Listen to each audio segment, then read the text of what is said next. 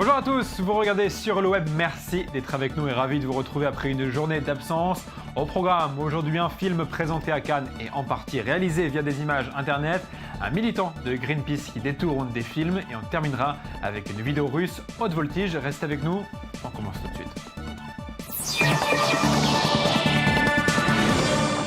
Et on débute cette émission avec un film d'animation iranien et qui simule une attaque iranienne contre le territoire israélien, ou plutôt une représaille militaire iranienne après une attaque israélienne ratée contre les installations nucléaires de la République islamique. Ce n'est pas la première vidéo du genre, une série de clips de ce style existe. Leur origine fait encore débat, la liste des crédits est très obscure. Certains affirment que ce sont des étudiants qui les ont réalisés, c'est ce qui est un peu quand même difficile à croire vu la qualité des vidéos. On y voit des Israéliens en panique, abandonner le combat face à l'armée iranienne, des attaques aériennes iraniennes massives, un avion israélien abattu sur le sol avec une étoile de David et le mot Holocauste. Les mots victoire et résistance apparaissent sur l'écran, tandis qu'au JT, on annonce que 2500 soldats sionistes se sont rendus. Regardez un extrait. نیتشون عوض نشد دستکش مخملی روی شدن سازمان ملل در اقدامی معنادار ایران رو دعوت به خویشتنداری کرده اما اقدام جنایتکار جمهوری اسلامی شنیدم به شلیک ادامه میدید تمامی واحدها آماده درگیری هستند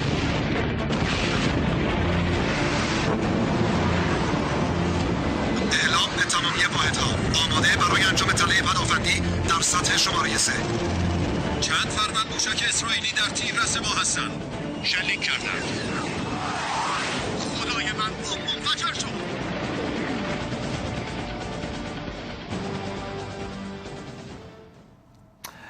On part à présent en Israël où un blogueur de gauche a été interrogé par le Shin Bet, l'équivalent des RG israéliens, à cause d'un simple tweet. Les services de sécurité israéliens lui reprochent d'avoir cherché dans un tweet à révéler l'identité de 3 agents du Shin Bet. Vous voyez à l'écran le message en question. Ce tweet faisait suite à un article posté par le blogueur dans lequel il révélait des conditions humiliantes d'interrogatoire pour des mineurs palestiniens.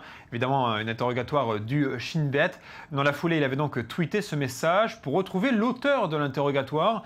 Il a écrit sur Twitter « Si l'un d'entre vous connaît la véritable identité des agents du Shin Bet, Sabri à Kalkilia, Daoud à Jérusalem et Abou Youssef à Jérusalem aussi, je suis ici. » Fin de citation. Reste à savoir évidemment s'il a pu rencontrer ces agents en question lors de son interrogatoire. Allez, on passe à notre dossier du jour. Notre dossier du jour nous mène en Syrie pour parler du film Eau argentée. Il s'agit d'un documentaire poignant, souvent difficilement supportable, signé par le réalisateur syrien Oussama Mohamed. La spécificité de ce film, c'est sa composition. Il a été en partie réalisé via des images publiées sur Internet. Le titre Eau argentée renvoie au prénom kurde Wiyam Simav Berdiksan, habitante de Homs, qui a filmé le quotidien de sa ville ravagée par les forces de Bachar al-Assad. Le réalisateur, de son côté, a décidé de mêler le témoignage de cette jeune kurde à ceux de milliers d'anonymes qui postent chaque jour les vidéos enregistrées avec leur téléphone portable. Je vous propose d'écouter le réalisateur qui explique sa démarche. C'est un film inattendu qui a suscité l'enthousiasme du public cannois et de toute la critique. C'est sous une salve d'applaudissements que Wiyam Simav et Oussama Mohamed ont gravi les marches du Palais des Festivals. Eau argentée est en passe de devenir le phénomène docu de l'année. Un film politique, certes, mais aussi une belle aventure humaine. Bien qu'ils aient réalisé ce film ensemble, c'est pourtant à Cannes qu'ils se rencontrent pour la première fois.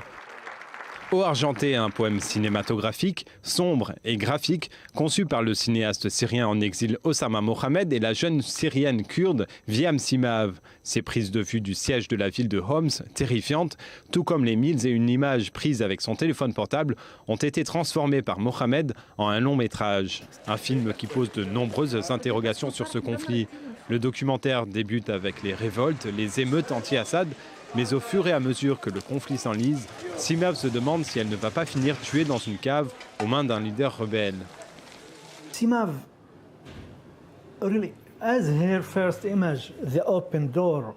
La première image de Simav, c'est la route ouverte vers Homs, je veux dire la route virtuelle vers la Syrie que nous avons parcourue en faisant ce film ensemble.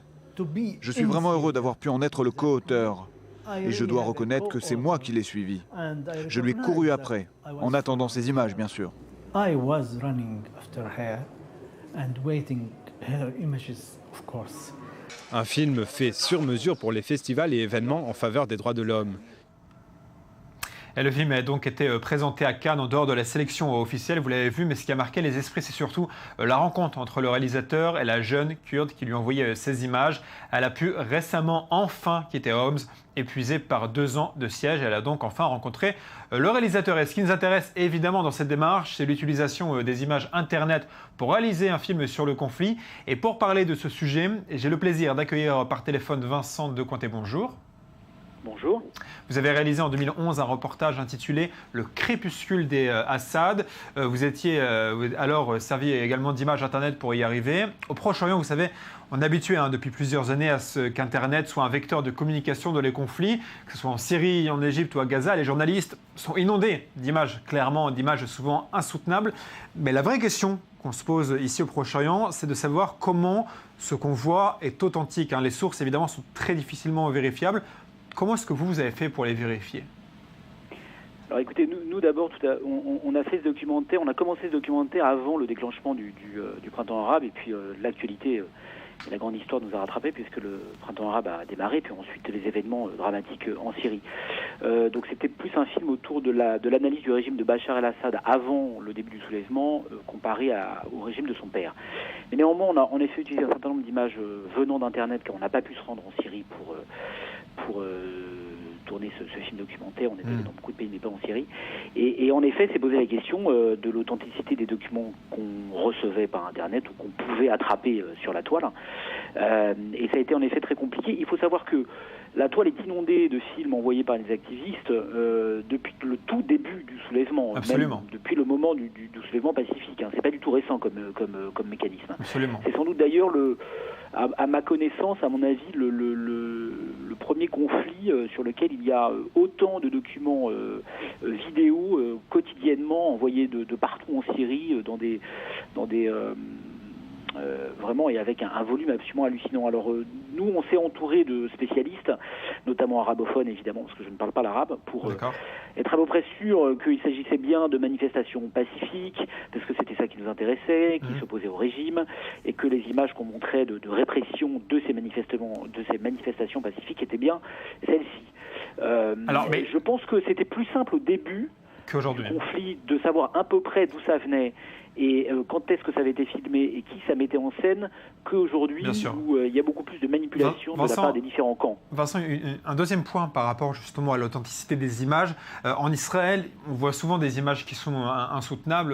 C'est vrai en Israël, c'est vrai dans beaucoup d'autres pays de la région, des images de guerre, des images d'attentats. Mais en Israël, au sein des journalistes, il y a une sorte, si vous voulez, de consensus pour, entre guillemets, respecter les victimes et ne pas diffuser d'images trop sanglantes, trop dures d'un point de vue éthique. Comment est-ce que vous décidez, vous, de ce qui est diffusable et de ce qui ne l'est pas? Je pense qu'en effet, cette responsabilité en fait est très individuelle. Elle dépasse le fait qu'on soit réalisateur de documentaires, journaliste avec une carte de presse ou militant des droits de l'homme ou simple citoyen du monde, on va dire. Bien sûr. Donc en effet, disons que c'est important, je pense, de montrer des images violentes, parce qu'il faut rendre compte d'une certaine réalité dans certains endroits de la planète. Et en même temps, il y a le respect des victimes qui est tout aussi important. Donc c'est un espèce d'équilibre assez complexe à maintenir, mais c'est une responsabilité individuelle de médias ou de cinéastes, ou de documentaristes ou de journalistes, et c'est un peu chacun avec sa conscience. Il n'y a pas de règles, il n'y a pas de règles écrites en fonction des métiers qu'on exerce, et puis il n'y a pas de règles professionnelles par rapport au public auquel on s'adresse. Alors c'est des règles personnelles, quoi. Je vais donner la parole à présent à Jacques Maurice. Bonjour. Bonjour. Vous êtes critique cinéma au journal Télérama. Comment est-ce que, du point de vue de la critique, on accueille un film qui est en partie nourri d'images Internet? c'est pas simple, en même temps, voilà, c'est pas le premier film. Il y a déjà des cinéastes qui ont travaillé à partir d'images qui n'étaient pas d'eux. Alors là, ce qu'il y a de particulier, c'est qu'effectivement, c'est des images qui sont piochées, trouvées sur YouTube. Ce qu'il faut dire, c'est qu'il y a dans le film, vraiment, que moi j'ai trouvé vraiment bouleversant, poignant et très très intéressant à tous les niveaux d'Osama Mohamed et de Viam Sima Vedirkhan, parce qu'en fait c'est une co-réalisation.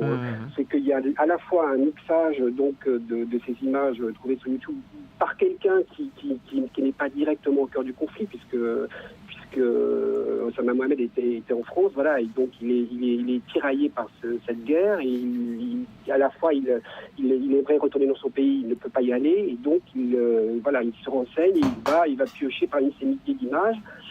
Et ce qui est intéressant, c'est que ces images-là, c'est un véritable magma dans lequel il est très difficile de se retrouver. Et c'est des images à la fois des victimes, des manifestants, des rebelles, mais aussi des images des bourreaux, puisqu'il y a plusieurs images très très très très violentes et très atroces d'humiliation. Alors justement, à quel moment, en tant que critique, vous avez l'impression de ne plus voir de l'information et de passer dans le voyeurisme ? Non, mais de toute façon, l'information, moi, ce qui m'intéresse, c'est le cinéma d'abord. C'est-à-dire que, et ce que je trouve absolument passionnant dans la démarche de ce cinéaste-là, c'est que c'est quelqu'un qui, justement, va voir ces images-là, les montre, et en même temps instaure un décalage, une interrogation perpétuelle sur, simplement, voilà, qu'est-ce que ces images lui font à lui, en tant que spectateur et en tant que citoyen et en tant que Syrien. C'est-à-dire qu'est-ce que ça évoque, qu'est-ce qui lui fait peur, qu'est-ce qui le fascine aussi, parce qu'il y a cette interrogation-là que je trouve passionnante, c'est que c'est à la fois une dénonciation bien sûr évidente de la guerre, mais c'est aussi une sorte de confession, c'est d'une part assez inavouable de fascination qu'il y a dans la guerre. Merci beaucoup. Ce qui est très intéressant, c'est que s'ajoute à ces images-là, qui sont des images donc d'anonymes, des milliers et des milliers d'images filmées par des gens avec leur smartphone ou leur petite caméra, c'est qu'il y a des vraies images de cinéma, donc par la jeune cinéaste qu'il a rencontrée via le net. Merci beaucoup. Oui, merci beaucoup Jacques Maurice de votre participation et de vos réponses. Merci infiniment aussi à Vincent de Cointet. Je rappelle votre reportage Syrie, le crépuscule des Assad, c'était en 2011. Merci à vous deux d'avoir répondu à nos questions. On parle réseaux sociaux à présent. Twitter a récemment annulé la création de sa propre application musicale. Twitter est donc à la recherche d'un service de streaming audio et il semble l'avoir trouvé grâce à SoundCloud qui devrait bientôt racheter. Pour ceux qui ne connaissent pas SoundCloud, l'entreprise est très populaire auprès de professionnels et des musiciens amateurs. Elle est basée à Berlin. Le service s'est d'ailleurs surnommé lui-même le YouTube Audio en hébergeant des musiciens indépendants. En tout, on recense plus de 250 millions d'utilisateurs. On attend donc avec impatience le montant de la transaction si Twitter rachète en effet SoundCloud. En bref, sachez qu'Apple va revendre aux enchères 2 enseignes mythologiques de son siège social. Je parle évidemment de la grosse pomme multicolore qui a orné le siège de la marque de 1976 et 1997. Ces reliques mesurent 1,25 m sur 1,17 m et sont évaluées à plus de 10 000 $, mais pourraient être vendues pour bien plus que ça. Je vous rappelle que c'est Steve Jobs qui avait choisi ce logo. L'arc-en-ciel qui était sur la pomme, vous le voyez à l'écran, devait montrer le côté humain de la société et surtout la capacité d'Apple à montrer des images en couleur. Évidemment, aujourd'hui, les images en couleur, ça n'impressionne plus personne. Le logo, aujourd'hui, est monochrome. Avant de passer à l'œil du net, je vous propose de faire un tour par Londres où la marque Bird's Eyes a lancé une nouvelle gamme de repas. Et pour fêter ce lancement, un restaurant éphémère a été lancé. Il s'appelle The Picture House, la maison photo. Si le consommateur met une photo de sa nourriture sur Instagram, Twitter ou Facebook avec le hashtag Bird's Eye Inspiration, l'addition lui sera offerte. Plus de 400 photos ont déjà été publiées. Il faut dire que la tendance du porn food, c'est-à-dire ces internautes qui prennent leurs photos, leur nourriture en photo, est depuis un moment à la mode. Regardez la publicité pour Bird's Eyes, on voit clairement que la nourriture est mise en beauté. Well, I've never known anybody eat as much food as you. This is only my first dinner tonight. How many dinners are you going to have? 5 usually. But, Angel, do you want more peas? Yes, peas. Campbell? I'm okay at the moment. And any more fish fingers? Yeah, some more in the oven. Love. Thank you. How long will they be? Allez, on passe au sujet duquel et du jour, c'est l'œil du net. On s'envole pour la Russie où un groupe de jeunes plutôt inconscients a décidé de défier les lois de la gravité. Regardez, il ne faut pas avoir peur du vide.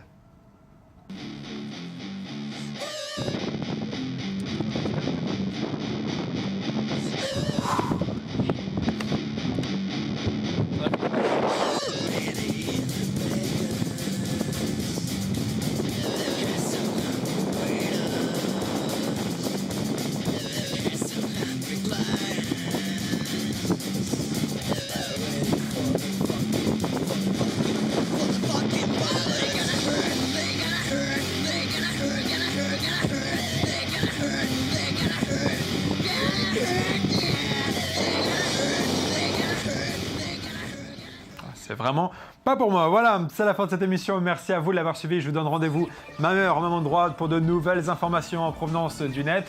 Bye, vous manquez déjà.